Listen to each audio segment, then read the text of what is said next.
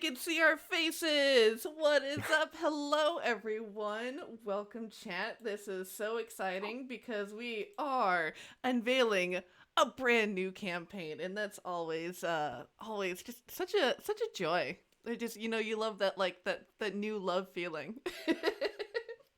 Yeah, it's so cool to be here with all of you today. People that I have played with, people I've not played with, and I hope we all get to have a fun mix of friends. And yes, so welcome. This is this is our Urban Shadows stream. Urban Shadows is a system that is powered by the Apocalypse system, and this one has a very focus on like very urban tales, like with like about urban grit and decay and vying political factions in the city and like the exchange of power and owing debts and collecting on debts. And so, yes, we are set here in the year 2050 in Los Angeles, and so yeah, we'll see what cool character ideas everyone is bringing to the table. And with that, hi, what's up? I'm your storyteller. My name is Sage. Oh, wait, what, JB? Miraculously, I did not move, so I can still go. Hi, You everybody. didn't. My name's JB. Most of you know me as Drop the Die on Twitter, Facebook, Instagram, Vampire Freaks, Pinterest, what's some other places? Wherever. And I have not completely decided on what I will be playing for this game yet, but that's part of our session 0 discussion. However, I think I have a character in mind. There we go. All right. I am so sorry. Like Google thought was hacking my own account for a second there. All right. I think everyone's still in their same You're place. good. Oh, nice. It was And now bold of we're Sage to assume that the Earth would still be around in 2050, and then the internet decided it didn't want to. Yeah, So, the internet's like, listen, I'm tired. I'm Yeah. out. Year 2050, we can't even make it till next year. You know how many bots I've got? So many. Bots on bots. But yes. All right. So let's see here. All right. Yes. Let's go. We'll go around then to everyone. Say your name, your pronouns, and what it is that you do in this wonderful tabletop community of ours. Becca, let's start with you. Hey, what's up, internet? My name's Becca, aka Latina Geek, she, her, Aya.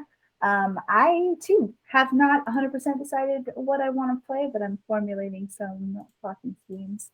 And yeah, you can find me on Twitter at Latina Scribbles, or Latina Geek. And then JB, you're next.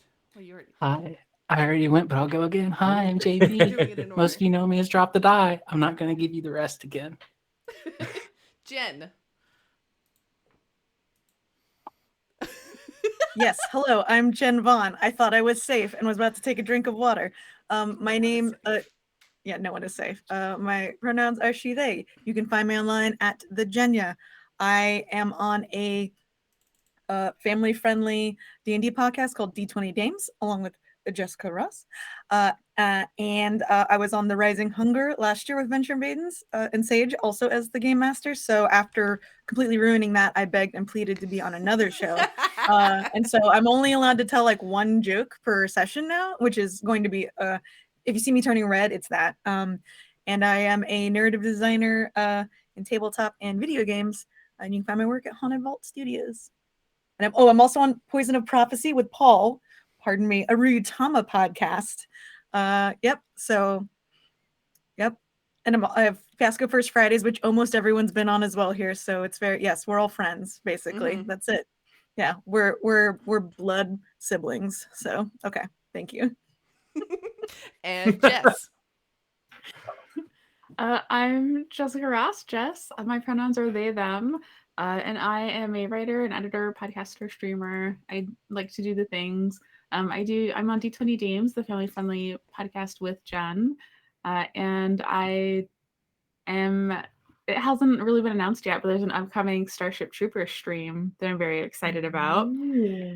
Yes, it's going to be phenomenal. And there's a book coming up soon. It was kickstarted last year and will be out soon called Dead Man's Rest for Scarred Lands that Jen and I both worked on. And I am stoked to finally have that in my hands. But you can see all the other stuff that I get up to on my website, writejess.com, which is WRITEJSS.com. And Noir. Hello, I'm Noir. I go by he, they. I'm just around the space. I just pop up randomly. I am the community manager for Evil Genius Games. Very excited to play this. I love Urban Shadows with my entire heart, and the rest of my intro is hidden behind a paywall. So I'm just gonna leave it there. And Paul. That's me. I am Paul Harpring. As Jen mentioned, I'm a member of the cast on the Poison of Prophecy podcast. That can be found at the Crowdex on Twitter. I can be found at paul_harpring.com. That's on the screen. That's cool. I am the voice of the narrator for the Venture Maidens. So at the top of every little podcast episode, you get to hear me having some fun. I occasionally play CEDH on the Chillaxum Understream on Mental Misplay. Yeah, that's what I do in tabletop stuff. Oh, I paint tiny plastic people. That's on Instagram at Paul's Plastic Peeps. If you want to see my tiny plastic people that I painted. You're very good at that, I will say. Thank you. Paul's exceptionally is an exceptional painter for sure. It blows my mind seeing his tiny plastic people come to life. But yes, with that, we won't quite be as far in the future as Warhammer 40k is. We're only a mere 25-ish years in the future. Here in Los Angeles, California, where we are coming fresh off of World War III, like a 20 long year war that happened in the world. Biotechnology and the integration of more like cyberpunk elements of implants, both inwards and outwards of people, are becoming more and more prevalent. And so as we begin to dive into the setting, what are each of you feeling for the character archetypes that you would like to play?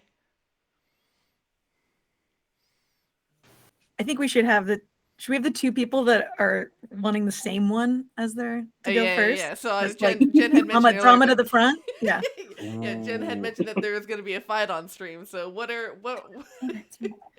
Conflict. Just kidding. I know. Yeah, Jen just really wants us to fight for some reason. The drama of it all. I saw that you were eyeballing Faye as well. I'm not married to it. I just wanted to try like a totally different archetype from what I normally play. But I was kind of eyeballing veteran as well. But I'm kind of leaning into trickster territory. We'll see. I want to hear what your thoughts are. I was sort of thinking a similar thing with I wanted to bring just like the sort of trickster type. I just wanted to go in for the chaos. So I was thinking Faye for my first choice, but if that didn't work, then an oracle who just like has random nonsense prophecies, but not so much that it's constantly what is it called? Corruption or whatever. Mm-hmm. Anyway, yeah. But that's kind of what I was thinking is like sort of a trickster type. So if you want to be a Fae and you want to bring the trickster, that's fine. And I can be an oracle and we can just bring in all of the chaos. If you're down for that, it could be a hot mess. Me and you, Becca. I do have a question for Sage, or yes. but on behalf of the whole group.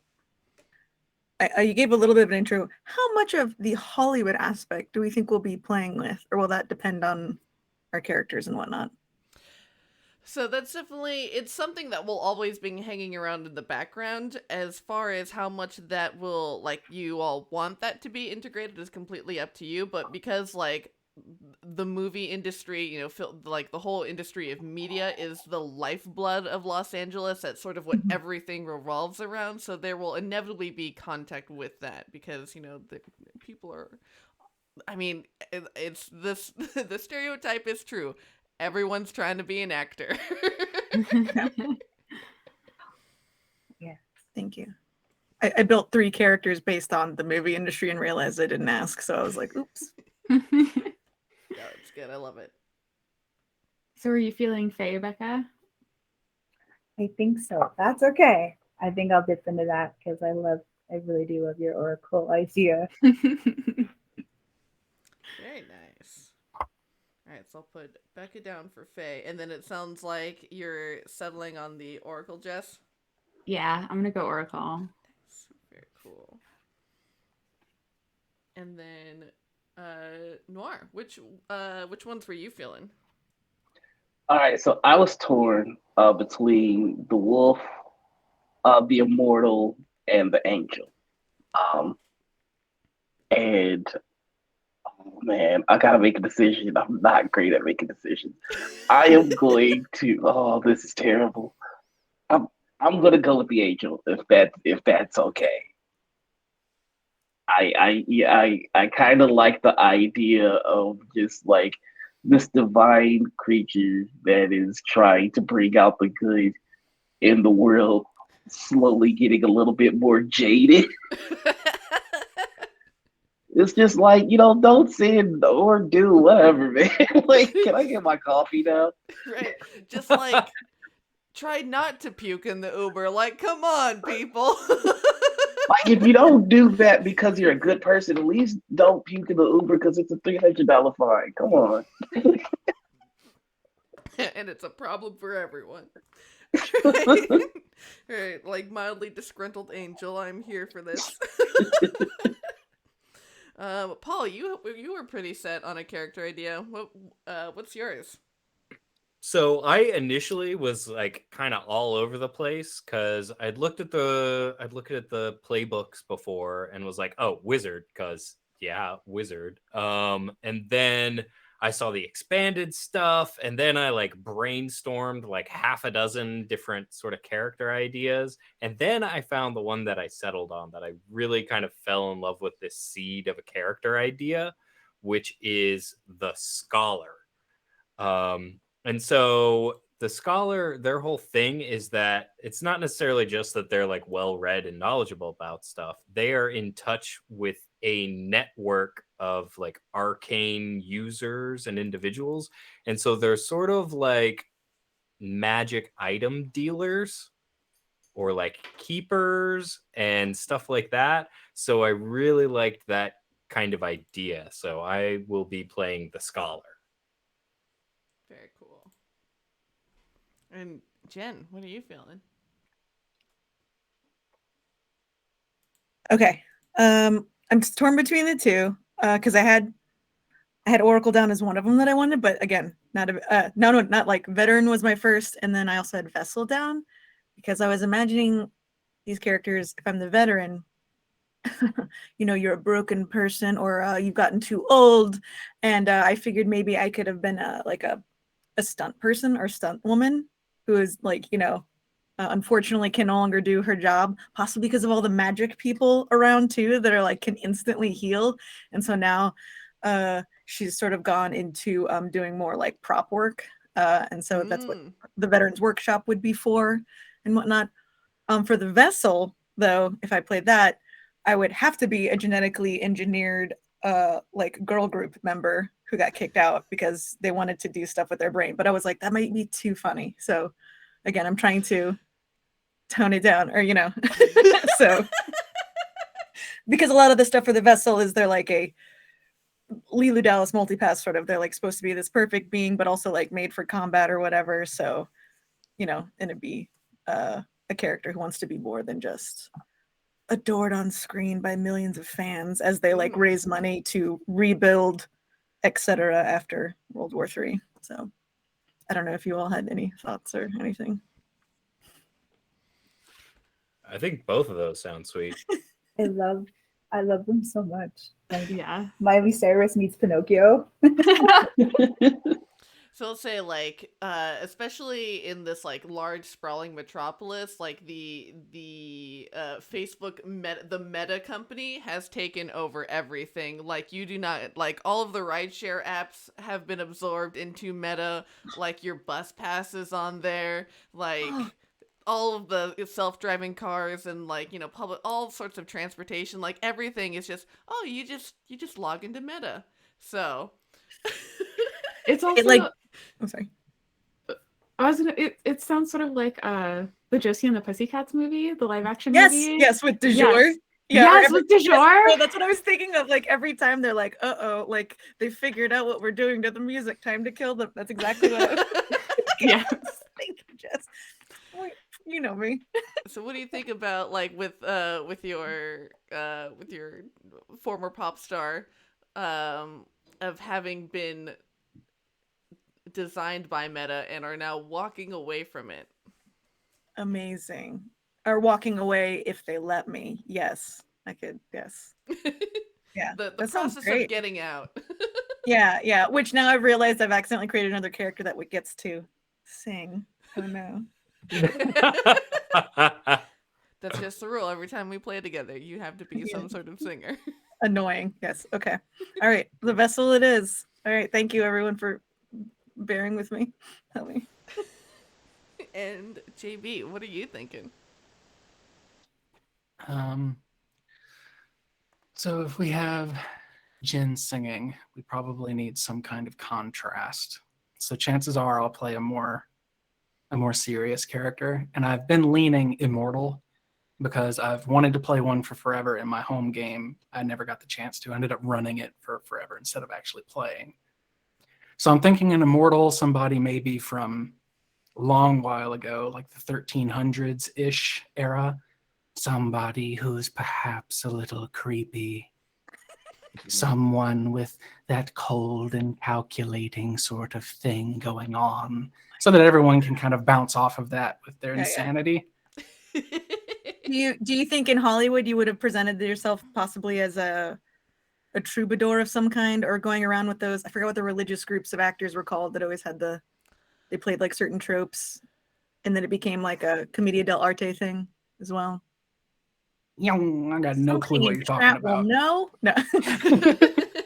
I know Like- literally nothing about Los Angeles other than the really, really nice people that ran the restaurant when I was locked out of my hotel before I could check in. Oh no, I who was fed talking me about like, potatoes for $2. I was talking about like the 1400s in England and Yeah. stuff. Like I don't know any of that either.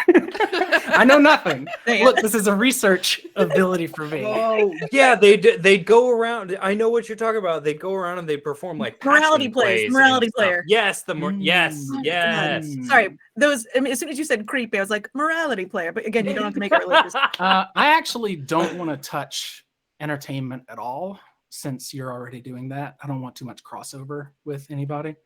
So I'm thinking more of a quiet, reserved, the artist type, like physical art, maybe sculpture or something like that. And usually mirrors are what I go to when I want to be creepy. So maybe that's how he got his immortality. He made a really fancy mirror at some point and just like now he's obsessed with it. You just talk into it like a parakeet? Is that what happened? Sure. Cool. Or oh my god, like Do we got a little bit of a Dorian Gray situation here? yeah, but like Maybe, in a- yeah. Ooh. but I like just read Dorian Gray again, so it's probably why I'm leaning so hard in this direction. but mirrors, LA, it all makes sense. Influencers or post-influencers after From when Yes. I'm from, it was Yes. the only way to see the world Yeah, in exactly. someone else's eyes.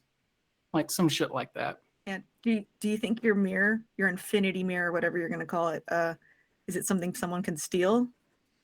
Let me see. Not to make Sage's job easier for them. I'm just Now I'm supposed to immensely tell curious.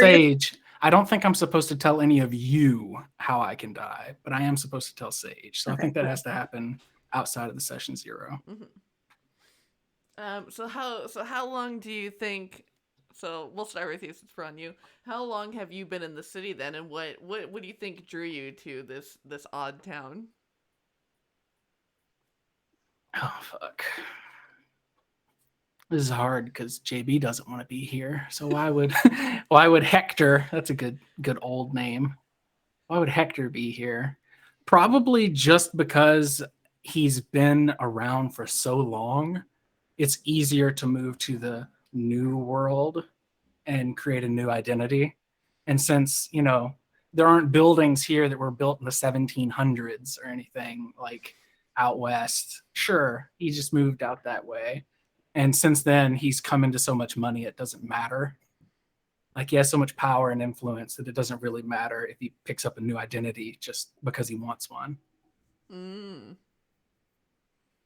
Interesting. It's easier to hide here. And then, well, I guess what does a typical day look like for Hector then? I don't know. Let's see. I don't have the Google Doc open, so I can't check our stoplights. But I'm imagining he's probably, despite being an uppity and prim and proper person, a bit of a hedonist, because there's not much else left when you've been alive for 800 years or 900 years or whatever. So I'm imagining he probably has the lavish parties and the endless stream of partners and goes to the exotic places and that sort of stuff. All right, living it up.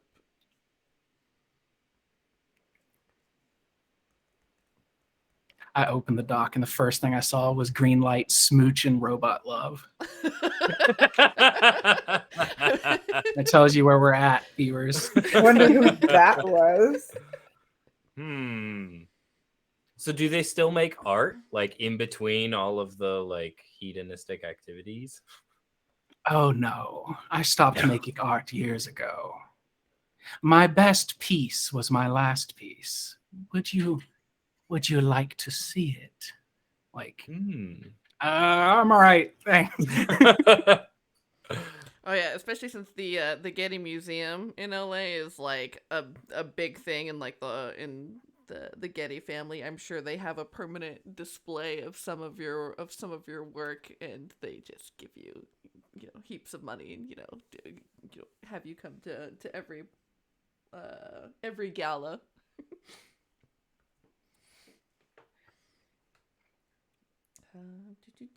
And then, so Paul, tell me about your magic dealer here. Okay.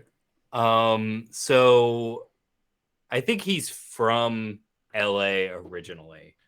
But he was out getting his degree. He actually studied abroad and maybe got and just finished, but he's been back in the city for a couple years, finishing up his dissertation. And while he did that, he got a job just working at the front desk of a self-storage facility. Mm-hmm. Perfect job, low stress. He's got time to read, maybe do some writing, all that stuff. And then it turned out that the owner of that self-storage facility took an interest in my character, Eli, what they were studying, which happened to be archaic and ancient languages. He's getting his dissertation, translation, and so forth. And that turned into him not needing to get a job after he finished school, and him just taking on some more and more managerial duties. And the pay was always excellent. And then it turned out that there were ultimately other levels to the self-storage facility that maybe went down below the surface level. And that maybe some of the clientele that used some of those storage lockers were not entirely mortal. So he got introduced to this other side of the business and was being sort of, trained, coached, etc., to maybe take on part of this, which he was kind of down for. This is some exciting stuff. You don't often get to see some of these arcane ancient artifacts personally or meet some of these people. So it sounded like a good time. And then the manager started coming in less and less and less. And so Eli has sort of taken on more and more responsibility at this place and is now sort of the de facto manager of the above ground mortal self-storage facility. You come in there, you got too many bikes in your apartment, you can stash them there. Super cheap rates. You get 20% off if you pay your first 3 months up front. Of course. Of course. But then there's also the other levels to the storage facility with some clientele that maybe doesn't come out during the daytime or has very particular items that they don't want customs or any antiquities departments to be able to track or things of that nature. Nice. How was that? So the storage facility is kind of what your life sort of revolves around, and also how you're sort of making your living. If you weren't burdened with this, or if you had the choice of being able to do anything, like, what do you think your character would do? He'd probably be consulting as maybe like a translator for different museums or something like that, but living a very bohemian lifestyle, being able to do most of this work digitally now in the year 2050. He's able to get high-res images of different, cylinder seals and stills and all kinds of other stuff.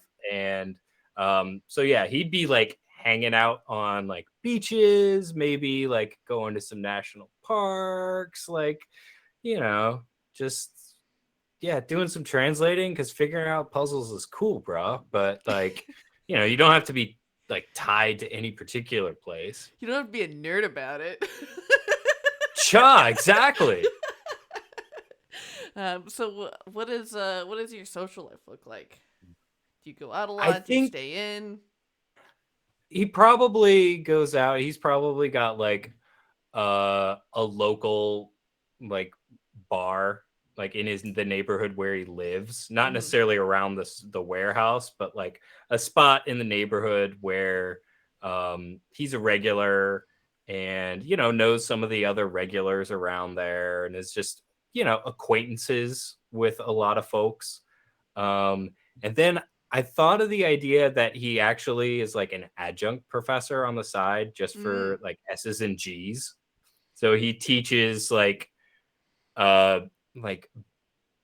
intro level, like comparative, maybe like intro to religious studies, or maybe something like that just kind of, he doesn't have to work too hard to plan lessons for it. And it's just it's something else for him to do to get away from some of the weirdness that happens around the storage facility sometime. And that's maybe he teaches like a course once a night, or maybe it's not even actually like at a college. Maybe it's just like at a community center kind of thing. Not even a community college. Maybe there's no credit even associated with it. It's just he gets it's at a rec center or an enrichment center or something like that. What professor is he feuding with? Because you got to be feuding with one of the other professors. Ooh, that's a good question. I think there was let's say he studied somewhere like super stuffy. I want to say like Oxford, just because I think of Oxford as like the stuffy institution. But so he like did his doctoral like coursework up there and maybe his research. And there was somebody there that wanted to feud with him. Like somebody from Oxford that was the cream of the crop. And Eli is no, academic slouch, but at the same time, he's got this SoCal kind of like surfer attitude, and nobody takes that seriously. But his work was always good. And this other guy is like, no, we're like academic rivals. And he's like, Okay, man. Okay, if Yeah. that works for you, bro. Like, So like I'm, like this do person you was want like, me to grab you a beer or not? Like, and they're like, it's called a pint, first of all. But no, do you think this person was like planning copies of their own notes and your stuff and being like, this jerk's trying to steal my research or something, like beefing like that hard? Like, ooh, Is it like I don't major know. beef or is Yeah. it is it passive aggressive? I don't know beef? if it's like. I think it's like more like passive aggressive beef. Like I don't see him getting that into academia for that to be a whole thing. Like it's not an aspiration of his to be, like the tenured chair of dead languages at Oxford or something like that. He's kind of like, no, I like solving puzzles. I think languages are cool. Like I've got this fancy piece of paper that says I know a whole heck of a lot about that. I'm one of the best people about that. So I want to keep doing that. Like, I don't want to fight with you nerds. Oh, but everyone's trying to pick a fight with Eli. Well, Eli's good at what he does, and that's a blessing and a curse sometimes to be really good at what you do. And then Becca, tell me about your chaos fae. So I've been formulating her as we've been talking. So her motto is by any means necessary.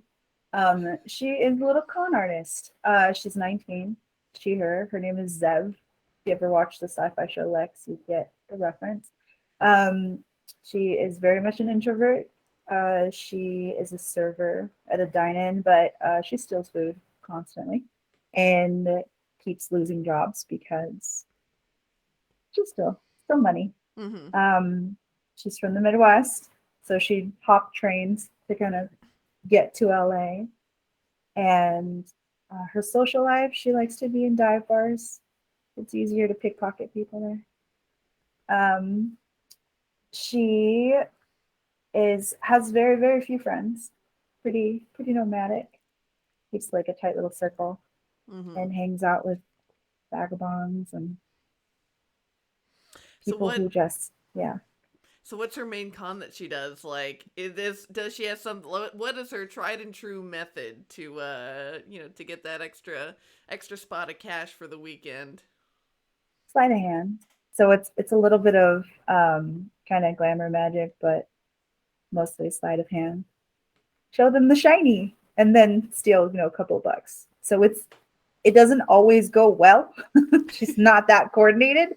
So there's very little hand-eye coordination in these cons. So that's when it typically goes awry. So she's mostly into working for the free food, and then stealing what she can. Nice, yeah, definitely. As like, especially in like crowded Hollywood streets, tourists are a dime or a dozen. You can make pretty easy money. Just easy picking, especially with she has very much like a golden tongue for how young she is. So, hey, how's it going? Nope, looks like you dropped your wallet. Aw, gee willikers, mister. No, you don't have to thank me. Just doing the right thing. Just doing the right thing. And then a couple bucks. She's pretty young, so how long do you think that she's been here in LA? Probably a year and a half. It's probably the longest time she's been in this city because she's used to hopping trains. Before that, it was probably the South. And then with being a fae, what do you think her relationship is to the local fairy courts, or is she outside of it? Yeah. I think she stumbled into like the darker fae, the trickster fae. Well, like if I present something to you, I expect something back. But in my head, that's what working with the fae is like. Is they'll give you some little shiny, and if you accept it, oh boy, prepare yourself. That's her MO. I scratch your back, you scratch mine, and I take a little bit more. Gimme. Very cool. And then Very cool. Very cool. Sorry. It's very lame. It's been a long day. All right. And Jess, tell me about your nonsense oracle. I think she has her primary things is she's got 2 part-time jobs. In one, what I really want for her is that she managed to get a job working with like a casting director or like with a director, something like that, because she's able to like influence things in such a way that just like the most ridiculous, campy like B movies get made. Where like no matter how the script starts and no matter like what director and actors they get attached, whenever she's involved, she's able to like see how to twist it just right so that it's the kind of movie that like ends up being shown like in one of those like really fun like retro theaters at like midnight on a holiday or something that everyone comes and like throws popcorn at the screen, like one of those kinds of like cult classic campy movies. Oh yeah. So basically she's just in it, like she's in Hollywood in order to just like break it all down, just to make sure that all the movies that are made that she is even like tangentially related to turn into just like the silliest, campy, ridiculous nonsense movies. And no one really like understands why it's happening, because they end up with like this great collection of like actors and like this is a great director and the script is going to be great, but she's able to see like the pieces and put them together in like just the right way. Like yeah, like individually all these pieces are great, but together it's the next cult classic. It's the next Troll 2. Very nice. And then what do you think inspired her to get into movies? Like was there something that like she saw as a kid that that really inspired her to get into the world of movie making or storytelling? Like what do you think led her there specifically? I feel like it was probably movies. Like there was a movie that she liked, or like a movie that she wanted to like, but it ended up being just a little bit too like serious. And she was like, "Oh, I wish it was just like a little bit sillier." Ah, so it was something like that where she saw a movie and was like, "I feel like if you had just tweaked this little bit, it would have been perfect because you would have leaned into the camp just enough. Like it wasn't quite you had camp, so you can't really take this movie seriously, but it wasn't enough for it to be like a really campy, like entertaining movie. Like still close." And I think that was part of what got her into it. That and like using her oracle ability to get like paparazzi pictures to get money. Just like track people down and get pictures of people and sell them, and that's how she got money. I like get the prescience to know that that like Nicole Kidman's gonna be at that Starbucks in 30 minutes. Yeah. Yep, exactly. Nice. Like, oh man, how do you always get all the best photos? Nice. And then Noir, tell me about your mildly disgruntled angel. So I'm playing Uriel, who was recently transferred from the Wrath Division to the Savior Division. His claim to fame was he took part in a group project. It was this really awesome flood. He was talking about it. And now he has been sent to LA to guard and protect the souls of artists. There's been a little bit of the balance in LA is wrong, and so Heaven has been taking angels from other divisions and sending them to try and balance things out. Problem is, Uriel was a Wrath division angel, and he's very good at it. So, I mean, unfortunately, Pillars of Flames can't solve these problems.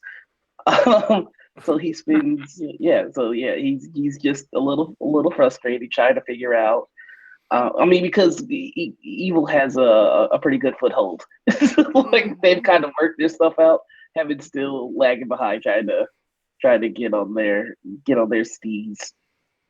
There are definitely tons of demons running around and disguised vampires and and all these production booths and everything. All right, I love it. To protect the souls of the artists.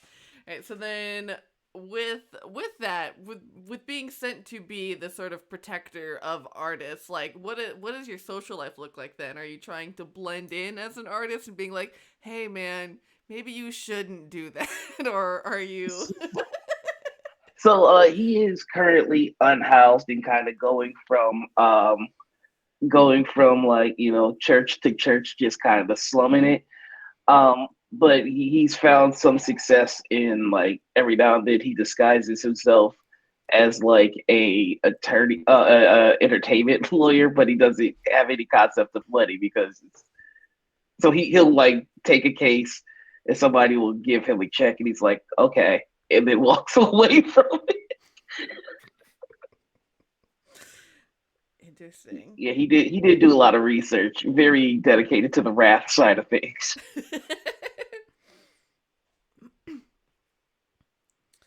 All right, and then let's see here. And Jen, tell me about your vessel.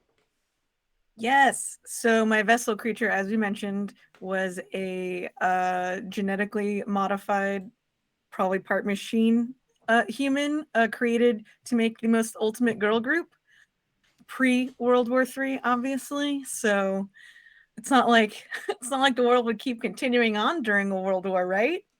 People, right? Thank you for. Please stay in chat. So her name is her group was called I believe I'm gonna do the Agent Provocateurs or Provocateurs. Ugh, gross, whatever people put on signs. And so her name is Provocateur. Her name is Viv Idly, Idly, and there were 3 other people in the group as well. Thank you. And I don't know what her relationship would be with these other ones yet. The other creatures, excuse me, the other artists as well. But they were probably a pretty popular group. They performed at the space station, all on the Great Wall of China, on top of the Statue of Liberty, on all the the man-made wonders of the world and the natural. Definitely. Yeah, and we're probably actually thrown during the World War, like parachuted in playing to try to like bring peace, and it didn't work. And instead, in fact, one of the members might have gotten very hurt by that. So it's part of the reason. But that was an FMTV stunt, right? They tried to do it for FTRL. Yeah. Basically, yeah, I'll need to go back through the MTV archives and just be like, what terrible things did they do? Yeah. Carson Daly is still alive, still hosting shitty shows on MTV. That's terrible. That's terrible. Yeah. That's one of the greatest sources of evil that all sit to deal with. Yeah, I know. Did he get uploaded into Meta? And now he's just perpetually and forever hosting shitty TV shows. Yeah. Oh my god. I just so desperately wanted you to be like part of the K-pop or G-pop group of some sort. I love it. Yeah. Oh. Yeah. So, but she wanted to start doing something else, and obviously, at some point, they age out as well, like these girl groups, and so maybe Viv accidentally found out what happens to the musicians that age out and how they're just sort of farmed for some of their best parts or whatnot, depending on not any torture situation, but they have to spend the rest of their lives training the next generation or something. So. I was thinking you had like a Little Mermaid situation where we're taking your voice and we're yeah. gonna do that. That's so dark. We could do that. I was thinking almost like Frankenstein, like because with like the cyborg stuff, like maybe recycle some. That's the vessel is those sometimes gams, a Frankenstein monster. Like, yeah. Or like a projection, like it's your moves. Ooh, yeah. Oh yeah, with holograms. Ugh. Yeah. Oh yeah, definitely. There are holograms everywhere. That's like the new thing that people finally perfected, and they're like, "We've got holograms to advertise everything." Okay, yeah. Maybe they don't age out then, but they don't want to. They've like recently saw like someone's hologram go off, and they realized they were 150 years old or something. No. Just like I want to go live my life. I want to go learn other things. So, The yeah, age so- out thing though works for like Hunger Games style, where like even once they escape, they never really escape. yeah, you have to Yeah. become part of the system, and like, yeah. All right, yeah. Mm. I'm not gonna write age out then, because that's I do. Yeah, we could talk about some of the, getting to age gracefully or whatever. Or choose plastic surgery or other things, whatever. It is all acceptable. What was the other thing? Oh, so she's been in Hollywood probably since she was born. She was created, in a lab here, so Mm-hmm. or somewhere in LA. I mean, Yeah. yeah.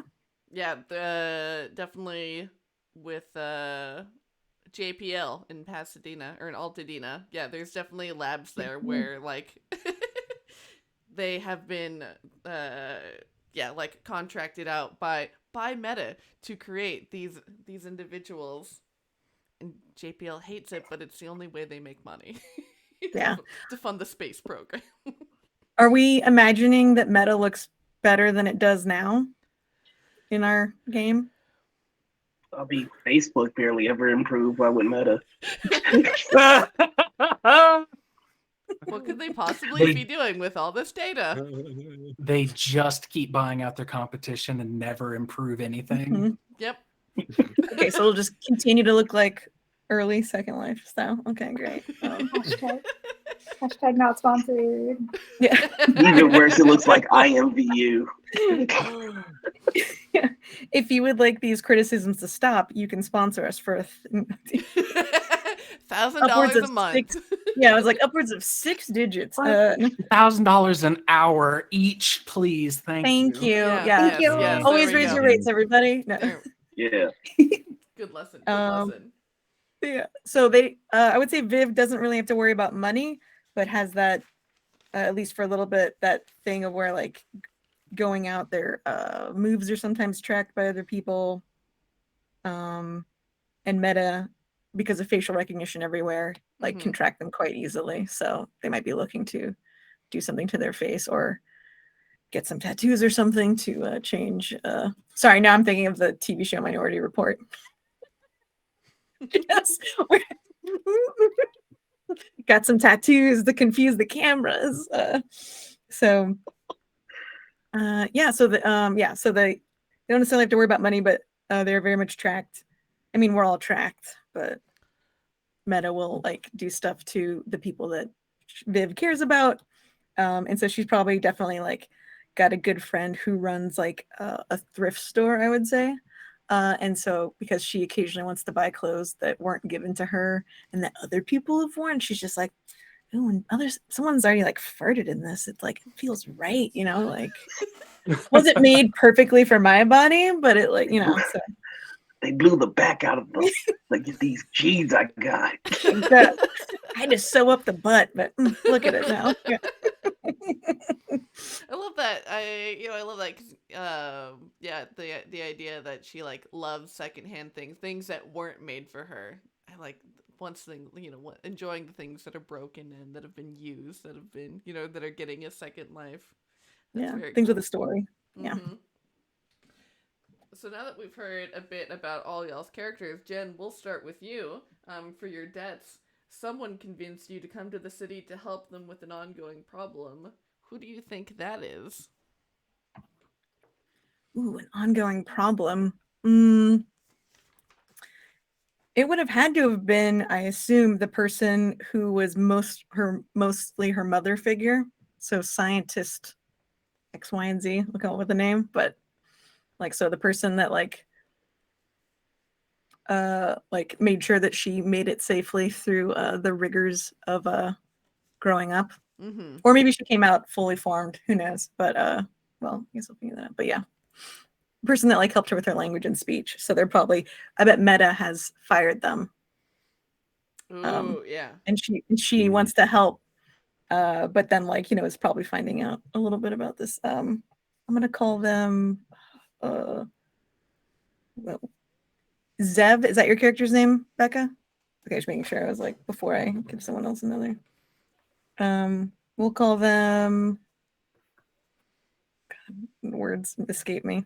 So we'll call them Nope, never mind. Okay, I'll just tell you later. Sorry. Yeah, it's fine. We can always circle back.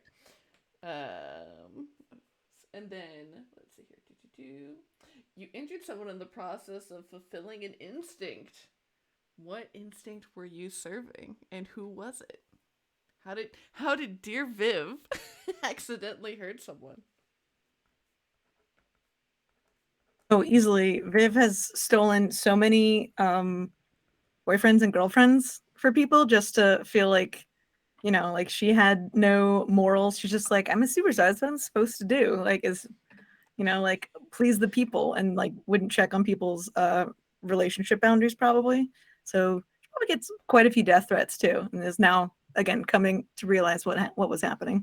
All right. Like, Ooh, ooh. so someone high up in the entertainment industry, maybe like a former like booking agent for one of the shows from your goal group, and you just like totally stepped on her toes by just like romancing the pants off her girlfriend, maybe. Yep. Oh, it was a 7-year relationship you had? Oh, whoops. Oh, Dad. did I do that? Who are you again? No, I'm teasing. That's probably the first thing too. I've met you 15 times now. Yeah. Thank you. And someone has a tie to your creator or their lineage and possesses knowledge about their origin. They have refused to share. They owe you a debt.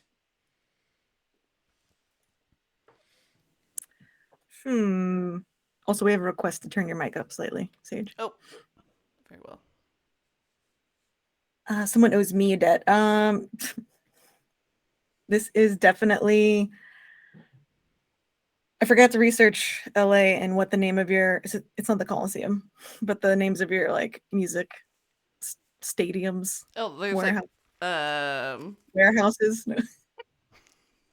The biggest venue there is like the Staples Center, but there is Oh. Coliseum. So Okay. the Meta Center. The Meta Center. Yeah, All right. now it was bought by Meta. Now it's the Meta Center.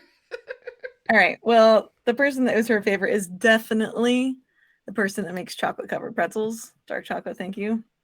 Like that little cart, that little kiosk. Because it's one of the places she frequents and like goes out prior to a show in like costume to like buy from, because that's her pre-show snack. Nice. So as like this like manufactured being, do you have to eat and sleep and drink, or is it just something that you enjoy doing? I think she definitely does not have to. She has to sleep, and I would say that she does actually have a stomach. I feel like I'm gonna make Cara Bear in chat upset again, but she can eat, but then has to get rid of it every couple of days. Naturally. Because it's not a full stomach, it's just a storage area. Like an owl? Yes, exactly like an owl. Thank you. All right. Chocolate covered pretzel cart owner knows something mysterious about your past. All right.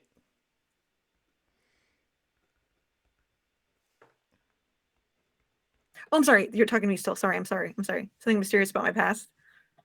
That's so many sorries. Hold on. What's the counter at now? Put it on the we are whiteboard. at 29. Right. I'm being shamed for saying a certain word too many times, which is good. Cyberbullying can lead to change. Thank you, JB. Something mysterious in the past. Can I come back to that one? Is that okay if I think about it a little longer? Yeah. Sorry. I mean, I need more time, Sage. I feel like I've been talking a lot, and I would like some of the other players to talk for a bit while I think about it. Very good. All right. Thank Who you. wants to go next to think of some debts that they have and owe? I'm down. Yeah.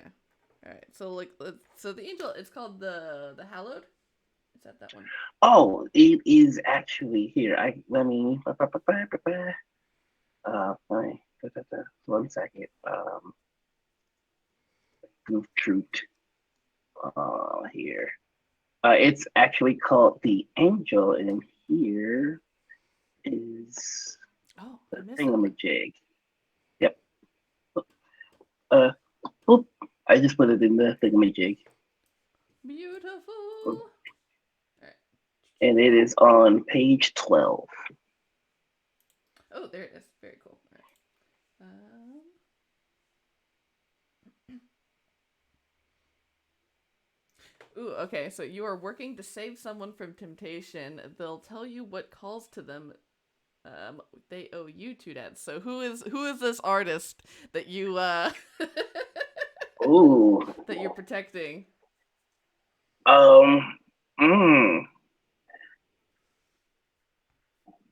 You know, I'm thinking of like, let me know if this is okay with you, Becca, but your con artist kind of sounds like the kind of person that he might be trying to help out a bit. Oh, I don't know if you have it. that's a good idea. I don't know if your character's an artist per se, but like if you're cool with that, I'd love that kind of connection. She's a type of artist, some would say. A con artist. Look, Heaven was not very particular in their paperwork. You know, semantics. Like she's a gift of gab. But yeah.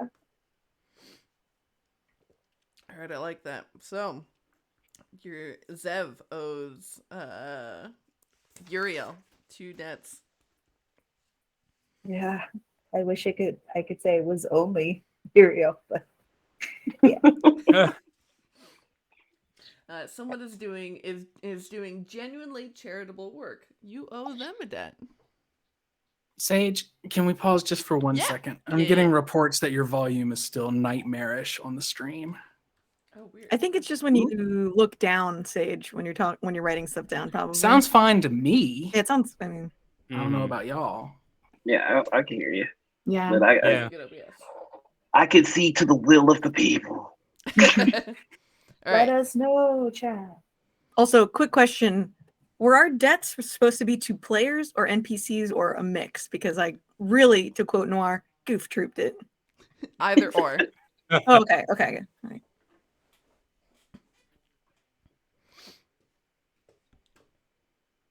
Tobias. Oh, always Tobias. All right, is that all right? I'll have to also remember how to chat or do project more, because when I'm thinking, my voice goes like very small when I do my thinking voice. All right.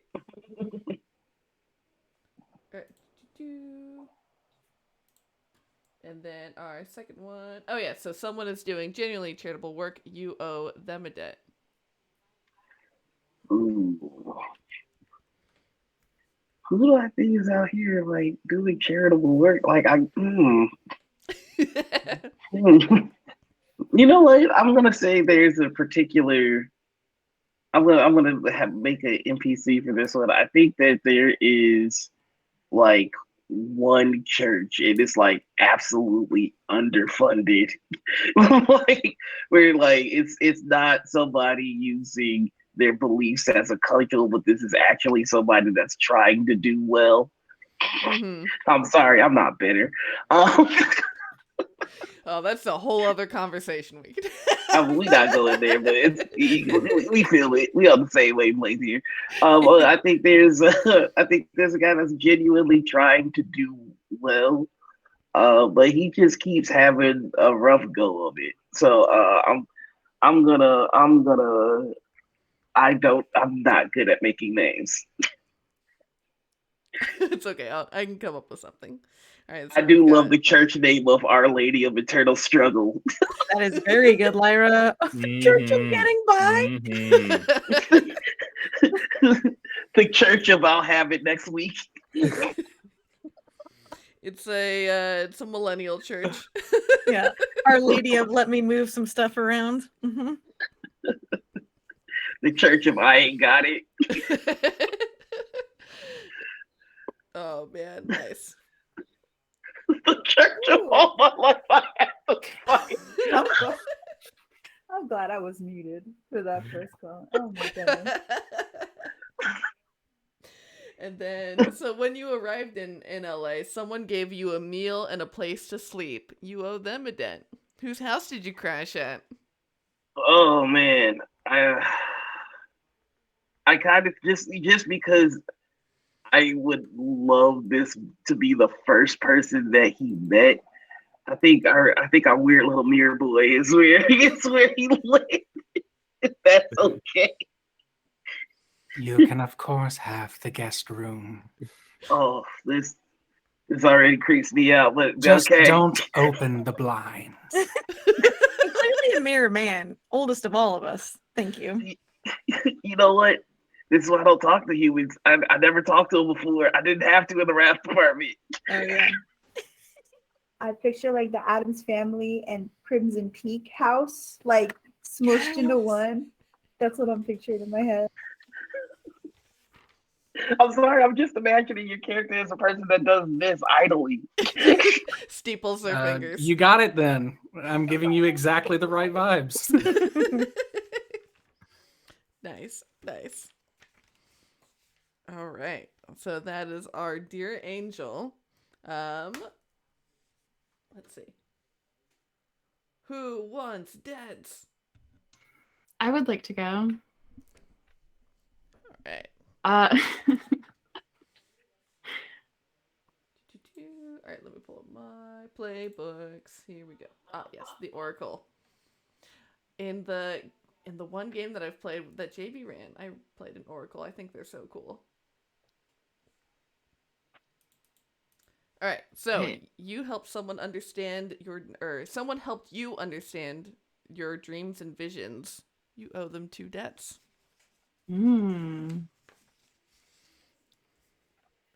I think it might be Eli, Paul's character, because probably while trying to like research, she ended up finding this weird storage area that had this like random magical book that like helped her understand her visions. Ooh. He's got like a personal library that like can be accessed and stuff like that. Like there's the stuff for the clients, but he's got his own office there. Yeah. It's all about helping people out. You know, knowledge is supposed to be shared. It's all good. You need help translating it? Like, I got you. So yeah, I think she owes Eli 2 debts and is just really upset about it. Oh, why is she upset about it? Yes, I thought you weren't going to play yourself. Okay, first of all, how dare you? Easily, every day. Probably it's a similar vibe to the like pseudo feuding professor who like she just wants Eli to like take it more seriously, but his whole vibe is just that he's really chill.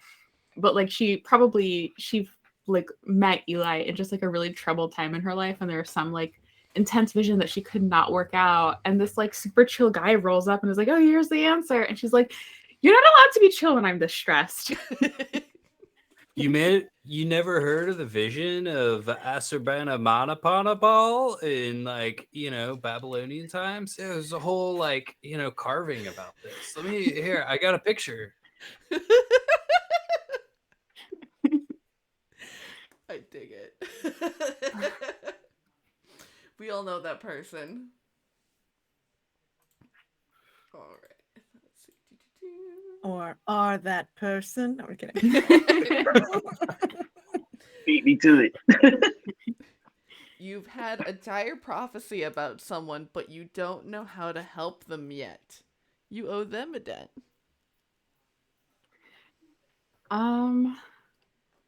I think the dire prophecy would be about maybe one of Viv's bandmates, like another person who was like one of these created pop idols. All right. I've got a bunch of names for you. Hold on. I'm going to put them in chat so everyone can see. I've got 3 other names for you. Oh my gosh, yes. Beautiful.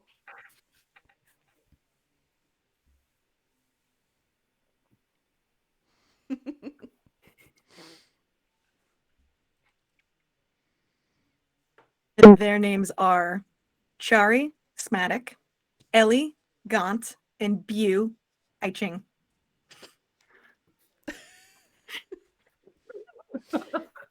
Um, I should have put commas in between their names.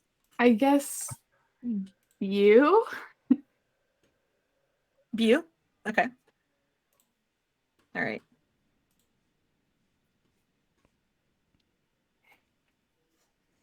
You'll have to message me the info later. We'll talk Yeah, about it. absolutely. Yeah, we can build her together too, if you will. You. So Better not make fun of her name. I would never. I wouldn't dream of it. what was this dire prophecy that you had? I feel it probably has something to do with like what happens to the pop idols, Ooh. like at the end of their usefulness or something like that. Yeah, when they're no longer trending or when they stop trending for 5 days, it's Yep. well, we've got to repackage this into something into a lateral move. It's the trend of the line. That's so funny and so Well, thank you, sad at the everybody. same Show's time. over. That's another church that's finding ground in LA. Oh god. Oh, They just on the timeline. Please retweet me.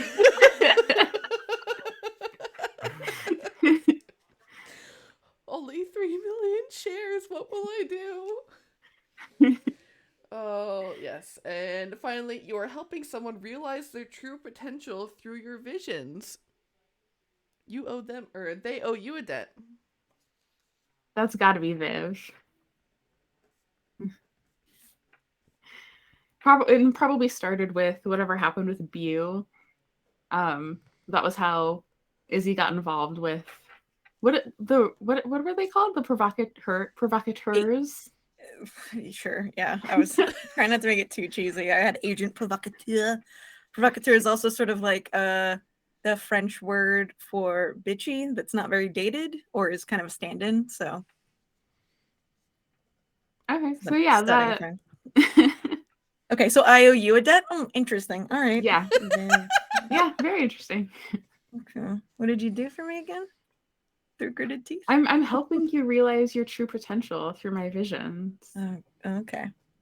Actually, Viv is probably into this, so She should be. yeah. Genetically engineered to take information. All get together. I'm sorry? No, I'm sorry. Go ahead. I know I was genetically engineered to take information authority figures and believe it, but I imagine I can't wait for Uriel and Izzy. Is that to get together. I was curious about would Uriel be upset with Izzy? Like she's not like damaging art exactly. She's just making a very, very specific kind of art. But we've established that Heaven is so disorganized that they sent him to take care of a con artist. He's supposed to protect artists, and they sent him for a con artist. So I'm pretty sure you could lie to Uriel and get away with it. Put down your flaming sword and protect this con artist. I feel like in that case, Izzy probably loves Uriel because in his desire to protect artists, is she's able to use it to her advantage to create these really just truly baffling movies that are just she's still able to make happen. Yeah, he could do minor miracles, so it's just mainly the ones that he's been doing in LA is just removing hangovers, but he can still do some. Yeah, just Uriel's just following around these B movie actors, and it's just hangover be gone. You will nail your audition, my child. Izzy's running around slightly changing the props so that they just look a little bit more colorful than the art director initially planned. And Izzy runs a conspiracy blog. I just decided that I Yes. haven't figured out exactly what's going to happen with it yet, but Izzy definitely runs a conspiracy blog and definitely uses it to troll Uriel.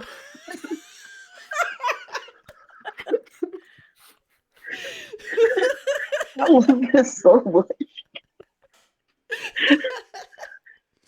Oh, good stuff. Good stuff. I can't wait to see that come to fruition. Oh no, the demons will take over if I don't extend golden hour by like 15 minutes. Do you think Uriel is can be not convinced, but like you think you could trick Uriel into buying like a piece of toast with an angel's face on it, or a certain like the god's face on it or something, like for an extreme amount of money, because Uriel could be like, this could be something I need a tool later, or I'm listening. I think Uriel would be like, I think you could convince Uriel to buy it so that other people don't get swayed by a false idol. there it is. Yeah. So what I'm hearing is I know just... the prophets. There is no profit on this toast. Beware the golden calf. Izzy's gonna be rolling in money between Uriel buying fake stuff and Viv paying for services. That's how all these movies get made, I guess. We have our first shirt. There is no profit on this toast. Oh, good stuff. Oh man, I love it. All right, so Viv is realizing her true potential with the help of Izzy here. Nice. Teamwork. Jen, since you didn't know whether to pick PCs or players, are there any that you want to revise so that you're connected to your fellow players? Absolutely. I feel like I would like to be connected to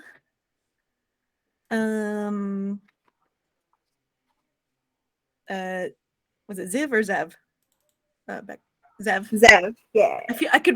I mouth read that? Okay, amazing. Zev. Zip. Like, yeah, I could see though your lips didn't cross your lower teeth. All right, creepy. Okay, so Zev, she would like Viv would like to owe Zev something. Do you think Zev? Well, no, it wouldn't be clothes because she's got that thrift store where she can throw or sell stuff occasionally that she's worn or whatever. But Cha-ching. What do you think Zev would want from Viv? Or maybe do you think Zev caught Viv emptying her stomach one time on camera and has pictures of her? It's just vomiting, basically, just reverse eating, if you will. So sweet, delicious blackmail. There's also, you probably have more expensive clothing or items, right? And so what I immediately thought of when you brought up the thrift store is selling the clothes and splitting the cost. So okay, something like that. But for catching her excreting the remains of, I feel like you have to have some, like, there'd have to be a reason that I'm doing that stuff with you, though, other than like out of the goodness of my heart, or like maybe you're also giving me human lessons. Glamour magic, using that glamour to just keep you viral in some way. Ooh, okay, yeah. With especially with Izzy telling you're like showing how with her visions how to for Viv to how to realize their true potential, and then you can be using your glamour magic to be like, oh yeah, totally, this is going to be the hot next thing or whatever. Mm-hmm. Yes, I like, for one, I picture like you getting rid of the food like Wall-E, like the way Wall-E compacts. Yep, exactly. Yeah, no, it's just a compressed cube and it slides out of my mouth. Yeah. But most importantly, I think that her magic is cheap. Like it's cheap magic, but it works, and it could work virally to keep compounded with all the training and stuff. Yeah. So you're like, you know what's in this week? It's green and teal blood veins. I want to be able to see them. Forget red and blue under the skin or whatever, different color, Yes. Or something. I don't know. Yeah. Okay, cool. Into it. Thank you. So yeah, I owe you many dents. So got my viral magic on the side. Yep. How do you think do you think you have certain tokens you give me for that magic? So like it's like a pin I wear or something, or like a barrette maybe? It We would don't be have to think some, of it now, but yeah. yeah, it would be something that it caught because the way people get popular, social media influences is envy. So something that would curate envy, something that people would want, that they would continue to look at you Mhm. for. That's how it would start. So something visual. Mm. Okay. Cool. Thank you. Nice. All right, and then Paul, our dear scholar here. You're the hookup Yeah, for what's up? someone's. You're the hookup for someone's relics and arcane items. They owe you two debts. For sure. Yeah, there's this dude that's been like hitting me up. I think his name. Yeah, no, it's Hector. Yeah. So Hector comes by like every so often.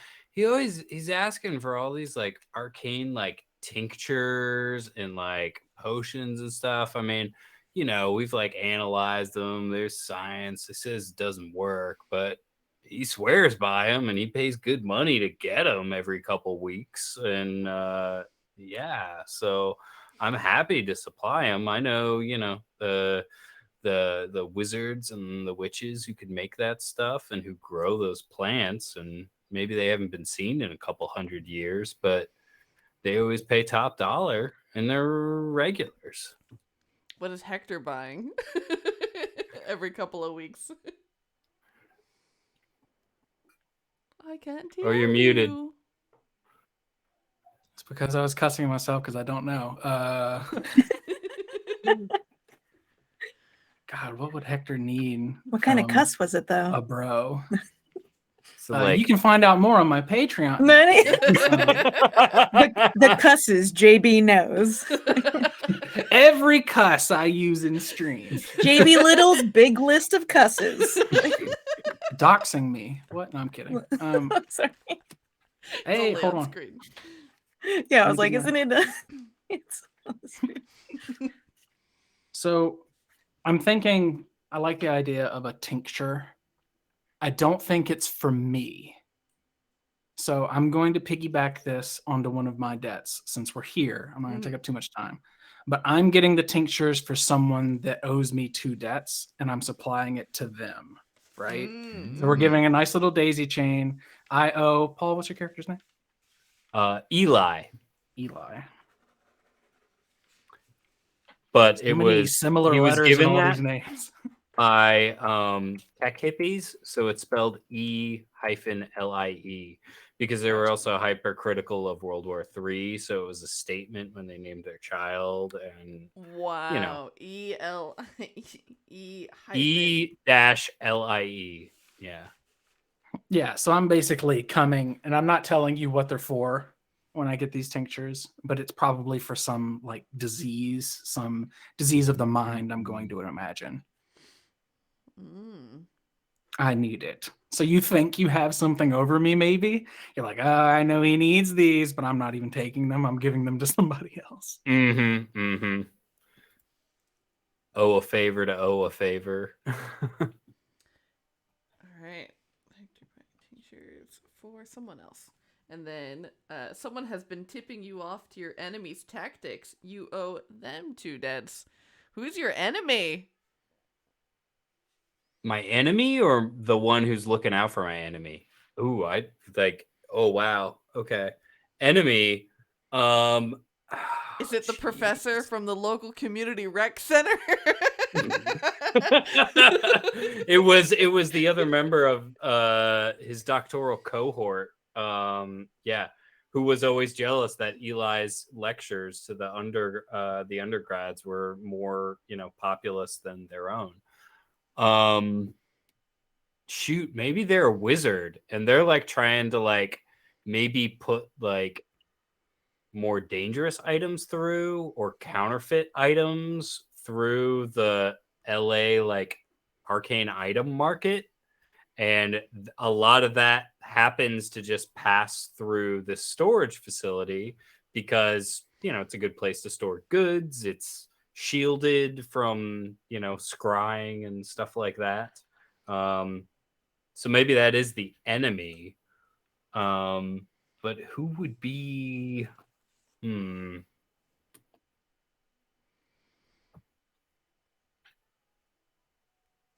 you perhaps need someone who has visions?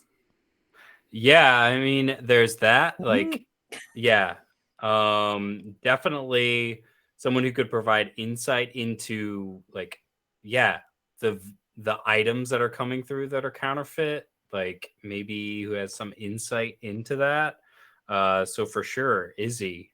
Yeah, Eli owes some debts to Izzy, for helping keep tabs. Like, is there any, like, is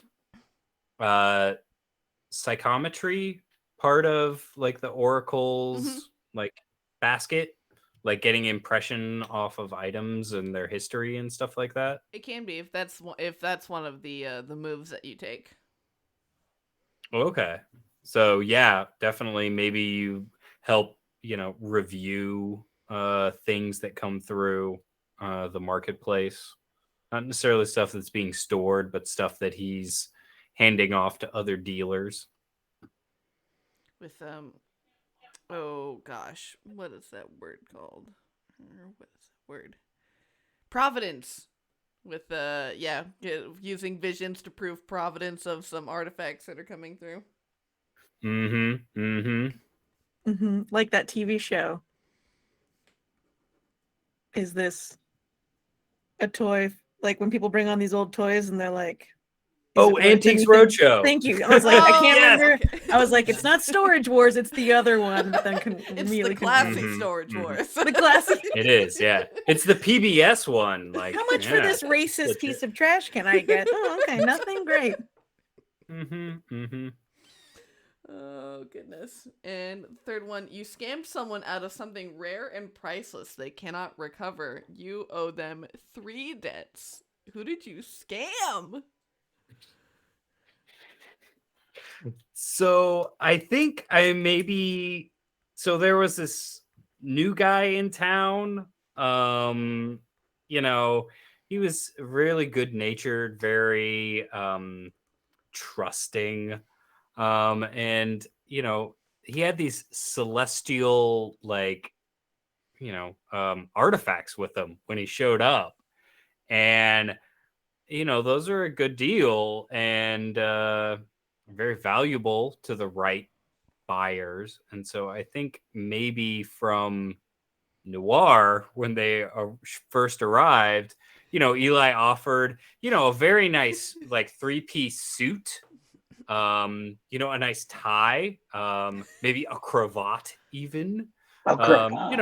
Very, fine clothing and modern wear to get around LA in 2050. That, and you could just leave, those angelic robes, that, like, cord that was made of the silk of heaven or something like that. Like, grifting Uriel out of all of his celestial vestments. Hey, a good bargain is a good bargain, and obviously he didn't need them anymore. Those should go to a safe place or go to someone who's gonna value them, because he obviously didn't, and he stuck out like a sore thumb. So these robes, a continuation of the Shroud of Torn. Don't worry. Like, listen, my ma loves a good tabernacle. You can. Oh yeah, no, you look totally out of place, man. Here, there's these. Let me get you these. They're classy. They're from an older era, so they'll look even better. They're called Jenkos. It's the I do like how there is a chain. Is an angel? I just saw an Angel and Jenko's like a new country song. Like, it feels like it. Post country. New metal country. Oh yeah, but I'm also having a hard time now with Eli not being into politics and backstabbing academia, but to like actual proof of life beyond. You're like, hold on, let me get on this. Eli is suspicious. That's all I'm saying. It's not, that's nothing new. He's seen a lot of stuff come through this storage facility. So it's like, yeah, okay. Maybe this is a little shady, but I've seen shadier. And I'm sorry, when you said Angels and Jacobs, all I could think of was the emo band with the Gregorian choir behind it. And now I'm mad that it doesn't exist. It does. Wait, Uh, can this sometimes. emo Gregorian choir be Viv's first band? Oh shit! And that's the thing, the mysterious. It was super failed, but then they It's called I like. should be able to bring back an Angel and Jenkos at some point. It's called, I like, would recommend Redemption. on the emo Gregorian chant, there's a band called I Am Ghost, and the first track on one of their albums. Well, Perfect for that. I got some homework after this game. Throw it onto the Urban Shadows playlist. Adding it now. Was the first track called Angels and Jankos? By the way, like, I'm sorry, it's canon that Uriel is walking around in some Jacobs now. Yeah. they were high fashion for a while. Yeah, it's all Make good. sure The to only increase your thing that can carrying make that capacity by better- 10. Mhm. The only thing that can make that better is if you duped him into wearing an Insane Clown Posse jersey or something. What in the hell are you wearing? No, it's one of the fuzzy like cap like Fisher caps. Like what are they? No. Yeah, You just one of those. You convince him that ICP stands for in Christ's presence. All the Sage, I thought- greet each other with a whoop whoop. Sage, I thought you wanted a serious, dramatic show, and here you are trying to feed us stuff like this. I'm teasing. We have to have moments of levity, clearly. Listen, Oh, God, but listen. I can't wait for Uriel and JB's character. I'm sorry, JB, what was your character's name? Hector. Hector. I cannot wait for the scenes between the two of you. Oh my God. Craig. That's my new metal band name, Juggalo H. Juggle Not Angel. fight or fight. Oh no. Oh, Lord. Juggalo YOLO? No, can't. And speaking of dear Hector, you've been watching someone's lineage closely, keeping them safe from harm. They owe you 2 debts. Who could that be? I think this is the person I'm giving the tinctures to, and it would be Viv. Ooh. Ooh, thank you. What do these tinctures do for me? Is it for That's the body? interesting part. I was going to leave that up for you. Oh, okay. All right. Cool. Yeah, I've got glamour magic for my looks, but maybe the tinctures let me sing another genres, or I don't know, to change my voice. Maybe they let was you think- actually consume food. Ooh, yeah. I was can taste food. thinking so that we could keep it a little more grounded and a little more realistic, for the fact that I'm giving so much up. I'm giving 2 debts to someone who probably needs them desperately against my character. I'm thinking we could have the tinctures do something to make your human form more human, that allows you to escape the meta space sort of thing. Yeah, it gives me, And I that could be like that constant drive. Mhm. And since I'm kind of invested in your lineage as things move along, I'm trying to keep you as far away from Eli, knowing that you take them as possible. Gotcha. So that's All why right. I'm being the middleman and not sending you directly to Eli. Beautiful. Why are you so invested in this pop star? Was there a certain song of my past that you just can't get the hook out of your head, or? I'm imagining it's more because you're theoretically immortal. True. And Okay, so am yes. I. And So- boy, it'd be cool to not lose friends every couple of years. Aw. Oh. I Like love it. thinking humanity could be on the cusp of immortality regardless, Mhm. and that Hector could just be himself for forever. Yeah. I think that's something he's very interested in. Yeah, you don't have to like move and reinvent yourself like every 15 years or whatever. Exactly. Yeah. Excellent. I love it. Nice. That's super sweet. Someone has seen you die and come back to life. They haven't told anyone your secrets. You owe them a debt. I was thinking Zev, but Nice. I'm thinking that's okay. Be traumatizing, but yeah. It makes sense for Izzy to have seen it in a vision, right? But that also feels a little cheap. Like I don't want your power to have that dynamic between our characters when we first start playing. I'm thinking seeing it with your literal physical eyes, you saw me, absolutely something should have killed me. And I just got up and walked away from it. Like maybe it was at one of these slumming parties that I do, or one of these hedonistic nights. I step out into fucking traffic and something runs me over and you see it and I just get up and go home. You're like, what the hell just happened?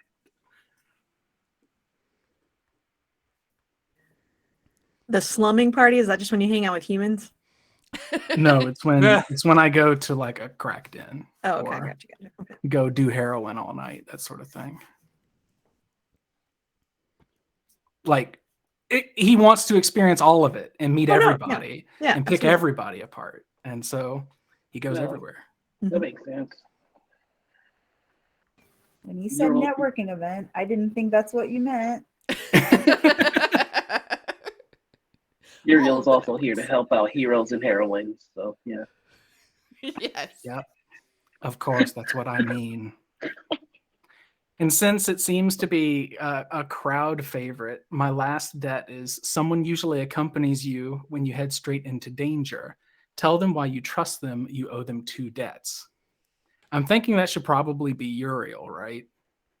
So that we can crisscross debts and the fact that I would implicitly trust you, not just because you're unfamiliar with how duplicitous people can be, but because I am so accustomed to people that you be a completely different thing.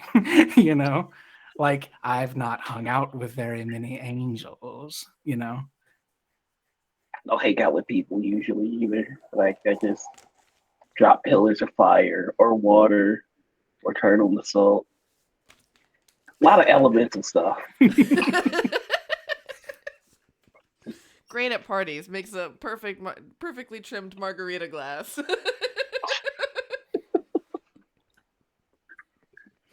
right, so I owe Uriel 2 debts and Zev 1 debt.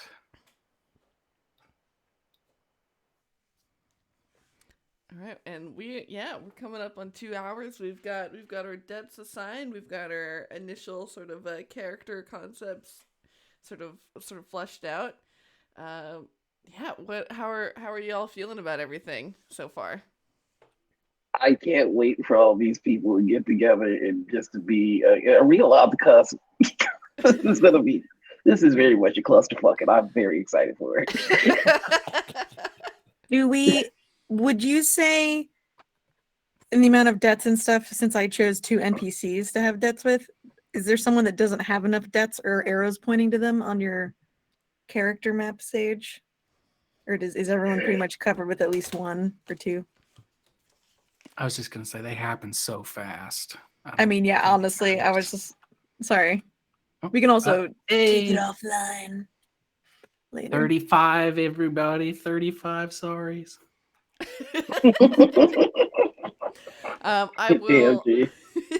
I will. I'll throw these notes in later, and Perfect. Yeah, if y'all think of anything else about any other specific connections you want to start with, then we can throw those in too. Yeah, I know I have 2, but I only gave out 1, so I'm happy to like change one of my backstory things to make it like I don't want people to feel like they're not involved enough in the debt system. So also because I went first, I've messed it up. So you know, Not even. But yeah, I'm a con artist, so naturally I'll have no debts. No. yeah. Did you really escape this whole thing without any? Oh no! Hey, no, but that makes perfect sense. That No, totally it's works. perfect. It tracks. Mhm. We'll get her soon, though. Oh yes, I'm ready. I'm excited. For it. So long story short, we got played. Precisely. Oh, brilliant. All right. Well, with that, I have some actual player questions for you all, as part of our session 0 thing, and that's the first one for each of you is, of course, what is it that you're hoping to get out of this campaign? The usual, to fall in love. Winning lottery ticket. Yeah, no. I would like to expand my consciousness to understand greater levels of psychology across, characters and players. Just the usual. Cha. Mind explosions. All right. Yeah, mind explosions. Just a That's few what I small expect every epiphanies. week. Okay, yeah. Mind explosions and realizations of infinity. That's it. I mean, honestly, for me, like, I think what I'm hoping to get out of this is like, especially with this particular character concept, it's a way for me to vent and to kind of like lampoon the kind of shit that people who choose to chase a creative endeavor have to go through. You know? Some catharsis is what I'm hearing. Yeah. Mhm. Let's go. I am Like looking the at idea of exposure to me would not make sense to an angel.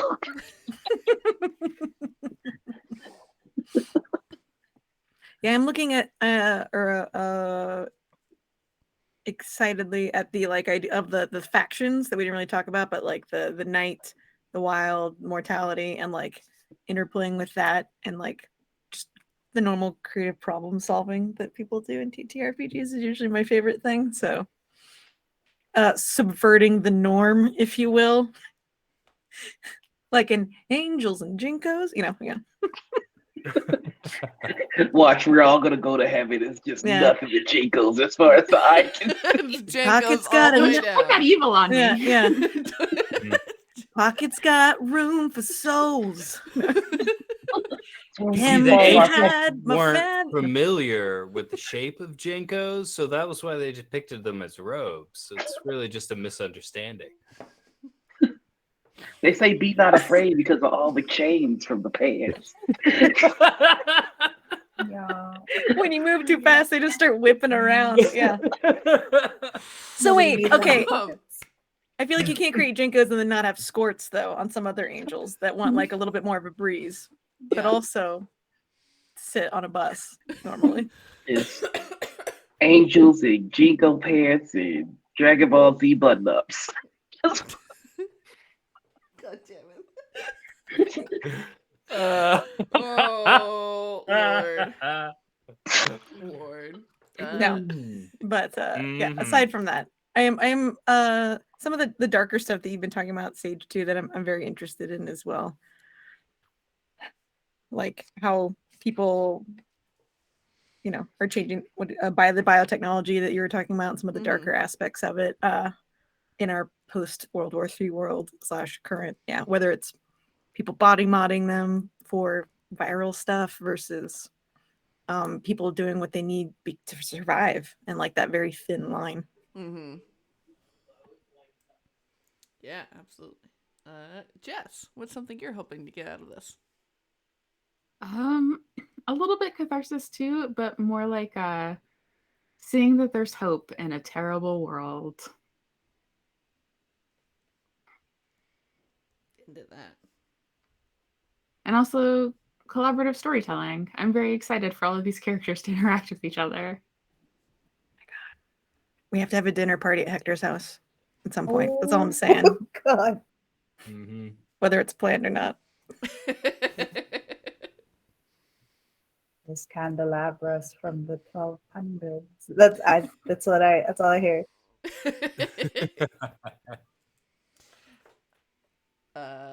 JB. So, in a lot of the games that I'm a part of these days, it can sometimes feel like you're shooting spitballs at a moving train trying to stop it, right? You either get on the track or go away. And Urban Shadows is the kind of game where every character can shape Los Angeles. Like our whole setting, we can change all of it.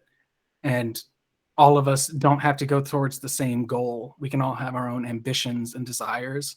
And the idea that I can play a character that can evolve the environment and change the story is what I really like exploring in Urban Shadows. And I've not played this game in years where I've been able to do that. A lot of times people come from D&D and they're trying out a new system and they have like, there's a monster loose in the city and you have to stop it. And the game kind of stumbles there. But the idea that all of our characters can have our own goals and ambitions and run not even parallel or perpendicular, but all over the place and overlap, that's what I really want to explore. All of us having our own goals and ambitions. Nice. I like that. Affecting the world, achieving stuff. I love it. And Becca. Personally, breaking out of the typical archetype, I think that I pick, usual wolf girl. Um, uh, Outwardly, for Zev's character is to get filthy freaking rich, but inwardly, it's to get a soul, find a soul, have a soul. It's there, it's lost, kind of like Peter Pan in the shadow. So I think it's regaining her soul, doing some good, stop taking. Nice. Very cool. And yeah. And then we'll go over our. So for the safety tools that we're using for this game, let me scroll over to my different tabs. So many tabs. Using a couple different ones. One of them predominantly being red, yellow, and green. So for our red light is stuff that we are basically completely avoiding in the game. You know, there are things that exist in the world, but we're just not going to talk about them. We're basically not going to treat them as if they're relevant to any of our interests. They're way over there. We don't deal with them. One of them, children, basically, hopefully in general, but not children not being like story present. Noted. Sexual assault. All of our isms like ableism, sexism, homophobia, queerphobia, all of those things. I will say like the one thing that is going to be really big, that is really big in Los Angeles, and that's definitely a theme also of the system, is the haves and haves not. So classism will definitely be a thing that you encounter and have to deal with, but you all as a party are from a large variety of socioeconomic statuses, so you all will have definitely various avenues through which you can explore and deal with that. And then for our last one is herding cats. No, there will be no animals harmed in the making of this production.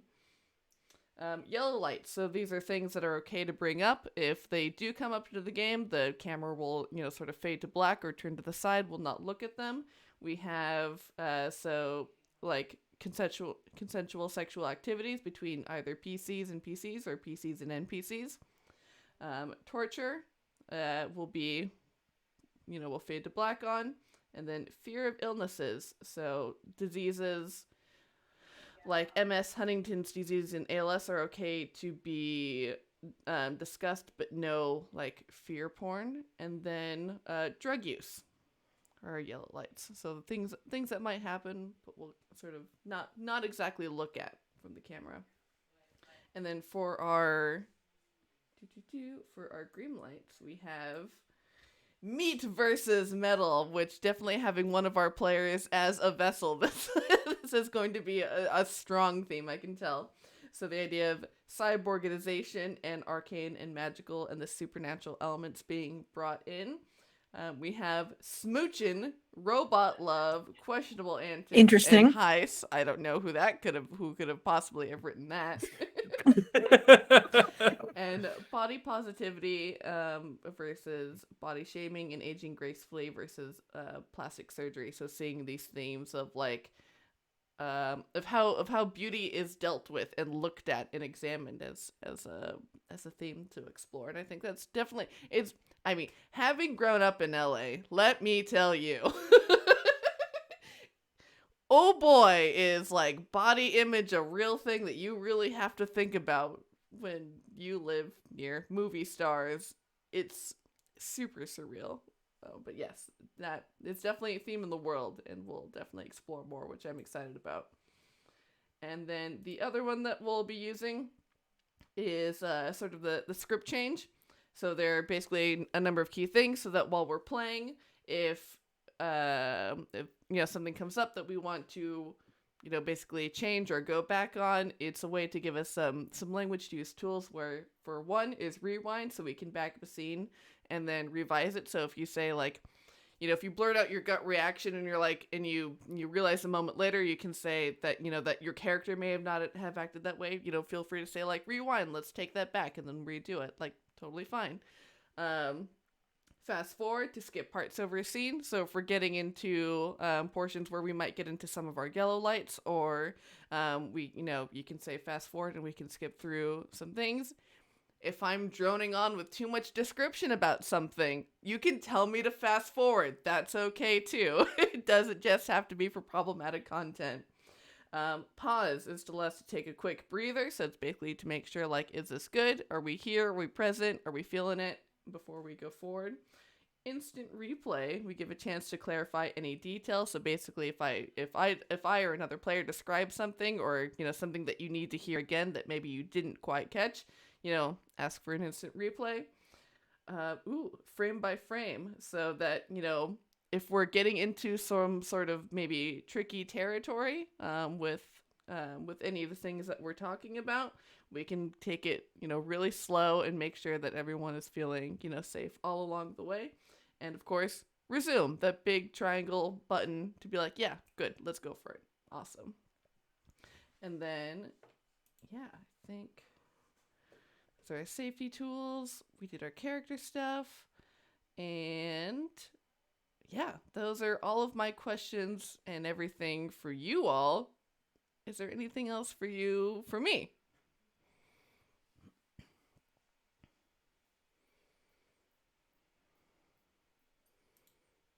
Oh, wait. What were you hoping to get out of this, Sage? What am I?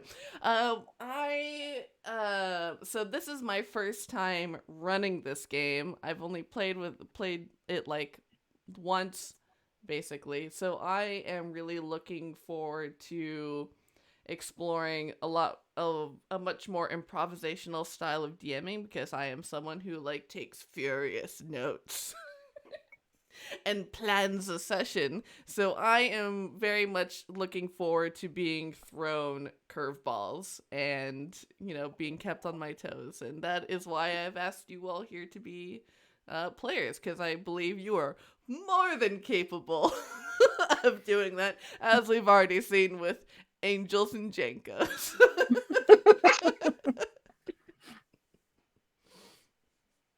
Who's your favorite character right now? You have to choose one. Let's go.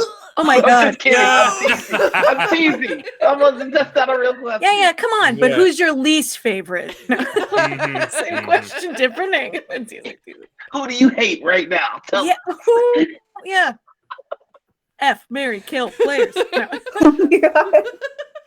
Sorry, we can say curses. I forgot this is an adult stream. Sorry, I don't You know. can say curses, Oh, you we can can? speak, you can smoke, you can Thank drink, whatever. God. Heck. You're about to hit super Heck. super Canadian levels of sorry.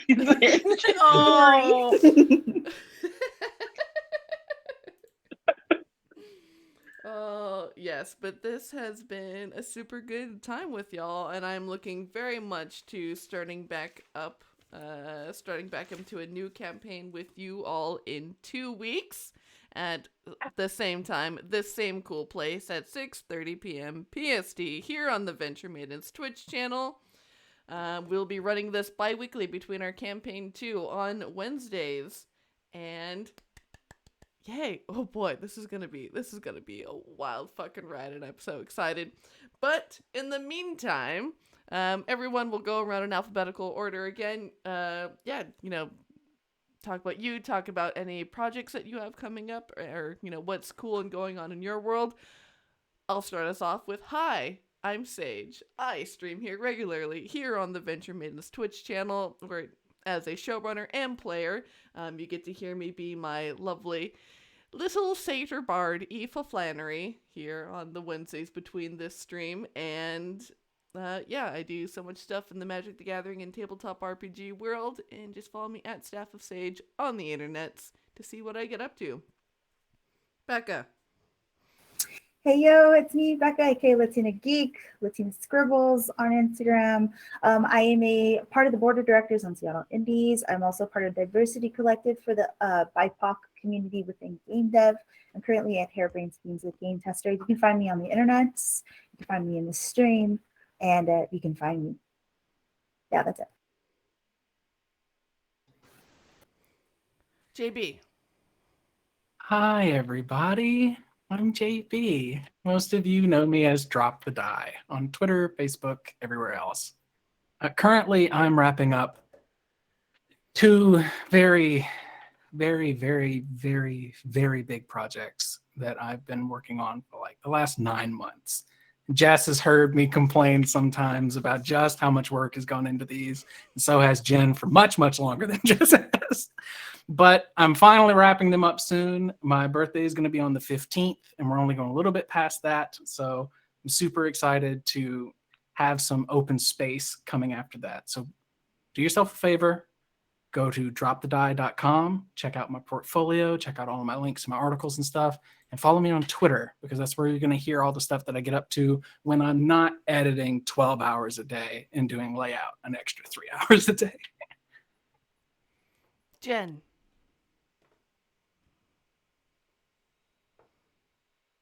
Sorry, I keep thinking we're gonna. No!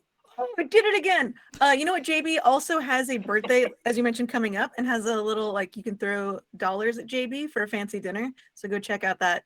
I know JB's too nice to mention it, but we're wonderfully funded. Thank everybody that's donated. Any extra goes to a gigantic tip, so your money will go straight into the pocket of our server, which I'm more than happy to do. Beautiful, beautiful.